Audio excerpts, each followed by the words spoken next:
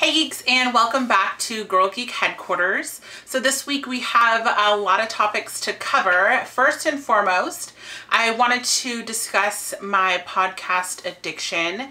I have been listening to quite a few podcasts. I listen to them when I get up and I'm getting ready for work, on my way to work, and then on my lunch while I'm at work, and then on my way home from work, and then sometimes when I'm getting stuff ready for dinner. So I'm kind of listening to them all the time.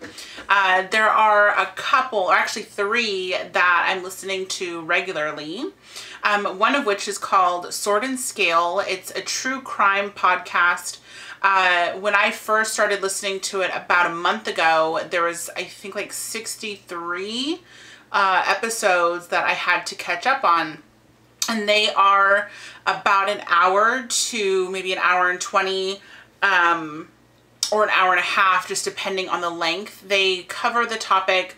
It's hosted by a gentleman named Mike Boudet, and it's pretty raw. I mean, he goes really into detail. He does a lot of investigation himself and research, and he covers topics that, I mean, it's all encompassing within true crime.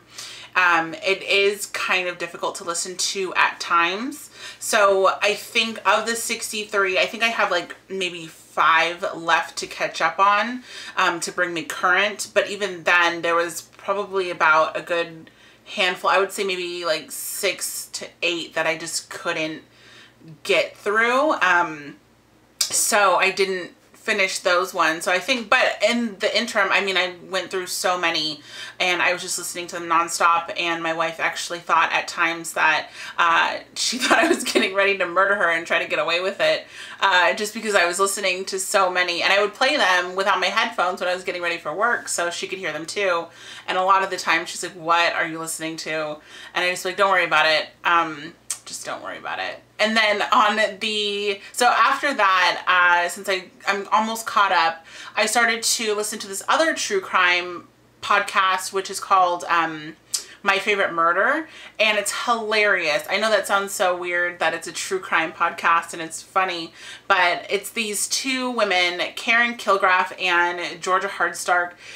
They are so funny. They're two friends, that they actually just talk about and discuss and kind of recap about their favorite murders or cases, and they talk about other true crime topics. And it's so funny because I don't have anybody that I can like openly talk to or laugh about some of these ridiculous cases, because some of them are pretty ridiculous. I mean, it's a horrible topic about murder in general, but some of the stuff that they discuss is just really, really funny. Then on a lighter note, outside of true crime, murder, death, I'm listening to Hello from the Magical Tavern, and that is a fantasy improv related, just kind of funny comedy show. It's completely made up, but it's so immersive and detailed that you almost think it's hosted by several different improv comedians from Chicago and in Chicago. So it's really, really funny to listen to them make up these scenarios and these stories completely from scratch. And sometimes they get pretty raunchy, but overall it's just really funny and lighthearted, especially when I'm listening to such horrible, death and murder topics more than that. So I mean, I'm still catching up. I started from 0 and now I think I'm on episode 20 something, and I think that there's 50 or 60 out there. So I mean, or I think even more than that. So I'm like really behind, but those are only about a half hour, 20-30 minutes, so it's pretty easy to get through. I listened to a couple when I just can't listen to any more true crime. Outside of those 3 that I'm listening to right now, I've been listening to a lot of Bodega Boys, which is hilarious, totally non-related to these other podcasts. If you are down with pop culture, a lot of cursing and some problematic topics, then I would suggest listening to them if you're into podcasts. I'm also thinking about starting my own podcast outside of, well, I guess it would be within the Girl Geek spectrum, but I'm just kind of getting that started in planning. So if it's gonna come to fruition, hopefully it will, that won't be for a while, it's gonna be down the road. Okay, so outside of the podcast, I've been going to a lot of movie screenings recently. I saw just this week, Me Before You. I wrote a review for that, and it's on my website as well. No, I think it's just on the website, girlgeekhq.com. You can see my full write-up. I go into more details about how I felt about the movie. I know that it's a book, and it's super romantic, sappy love story, you know, meant for a date night. I can go over really quickly. It's kind of frustrating, the actual story. But just for its face value, a super cute romantic comedy, or not romantic comedy, I take it back. There's no comedy. For a romantic film to go see on date night, I mean, I would suggest waiting for it to come out on Redbox or, you know, some type of online on demand that you can rent it. But I mean, if you want to go see it in theaters, then yeah, it's there right now. In addition to that, I saw Now You See Me Too. I'm going to write up a formal review. It'll be on my website, girlgeekhq.com. But just really quickly, if you've seen Now You See Me, and it's a good film. I mean, it has a lot of twists and turns, and they do a lot of magic in the first movie, and in this one there really isn't that much until the end. I feel like it's really lacking the first 3/4 of the movie with having their really awesome intricate tricks that they do. Instead, in the middle of the film, there's like this 5 to 7 minute scene of them flicking a card around a room that was cool for the first minute, and then it just got old and they kept doing it, and I'm just like, come on, wrap this up. So I mean, there's a couple moments where you're taken out of the movie. Woody Harrelson has a twin brother in the film. No, I don't think that's a spoiler, but you can totally tell that it's Woody Harrelson, so it's like, wow, what the heck. But I mean, the acting's all right. The effects are pretty cool. The story is okay. I just wish there was more magic. I mean, for a movie about magicians, there really isn't that much magic, and it's a little long too. So I think it's over 2 hours. It's like 2 hours and 9 minutes. So it is pretty long. But I will have a formal review that will go into more details. That's going to be on the website probably towards the middle of this week. So keep an eye out for that. And other movie news, one of the things that I've been watching outside of all the goodies that are getting announced and kind of leaked for Alien Covenant and Prometheus 2. I won't discuss those. We can make another video. I know I talk so much about Alien. Stephen King's It remake is in the works. I think they're obviously still casting. One of the big announcements this week was that Pennywise the Clown has been cast or the actor that's going to be playing Pennywise is Bill Skarsgård. I know he's been in some smaller films here and there, but most recently he's been in the Divergent series. I don't really know a lot about him, but what I found interesting is that last year, when it was first kind of announced that they were going to be doing a remake, Will Poulter, he's in Revenant, and most people know him from We Are the Millers as the hilarious son. He was originally in talks of being Pennywise, and I think he would have done phenomenally, but he has not been cast, and now Bill Skarsgård is, and we'll see how you know it ends up being. And I don't know when that's going to be released. It's obviously not even filming yet, so yeah. Okay, so outside of movies, Loot Crate had an outstanding warehouse blowout sale a couple of weeks ago. I took advantage of it. I purchased 2 mystery boxes. So I got 1 mystery box, and then I got another mystery box, and I've already opened them. And I already wore the shirts, and I had, one of them was Optimus Prime, which is a really awesome shirt, and then another one, I can't remember what it was from, but it's a red shirt. It has a dragon in the shape of an ampersand, which is perfect for me because I was born in the year of the dragon, and my favorite character or font type character is an ampersand, so that's pretty cool.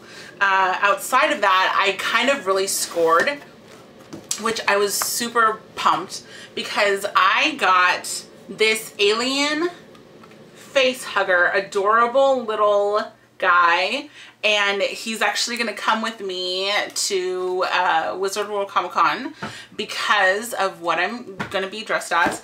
So I thought that was so cool.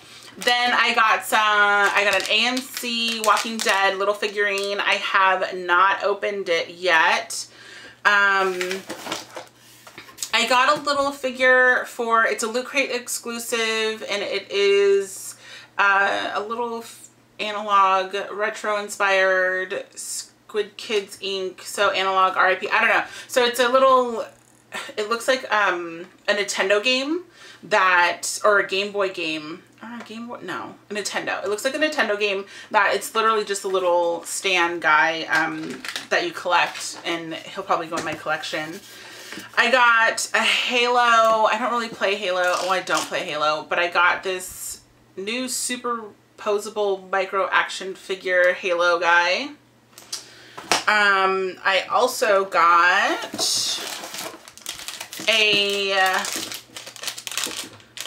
Hearthstone Heroes of Warcraft, and it's like a stress reliever rune stone, which is cool.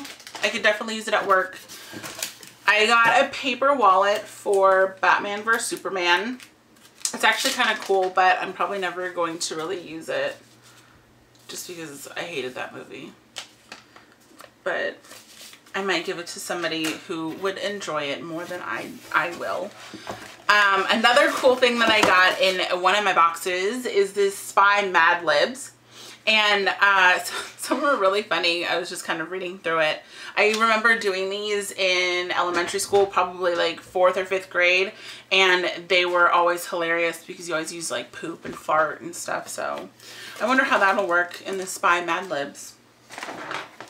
Okay, so I got a figurine, pop figurine Star Wars Han Solo in his snow gear. I have not seen the movie, but I might give this to somebody who has and who really enjoys it.